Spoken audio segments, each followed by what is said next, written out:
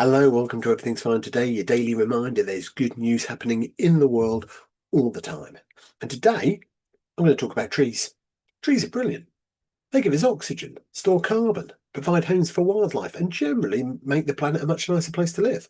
So, naturally, one of the things we've been doing with an awful lot of them is turning them into toilet paper.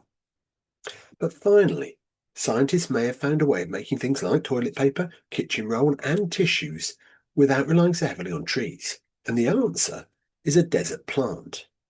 Kimberly-Clark, the company behind brands including Kleenex, Huggies, and Cottonelle, have spent 20 years looking for something that could replace wood fibre in paper products.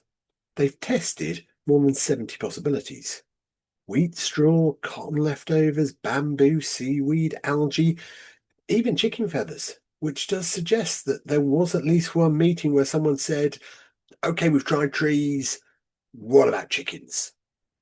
But the winner turned out to be Hesper aloe, a tough desert plant with long, pointy leaves. It grows in hot, dry places and it needs less water than many crops grown in the region. And its fibres appear to have exactly the qualities you want in things like toilet paper and paper towels. They're strong, they're soft, and they grow back quickly. The company's now building a pilot factory in Arizona to see whether it can produce the stuff at scale. And if it works, it could eventually reduce the amount of wood fibre needed for everyday paper products, meaning fewer trees get cut down to make something that we're going to flush away roughly 30 seconds later. That feels like quite a lot of tree for a very short career, doesn't it?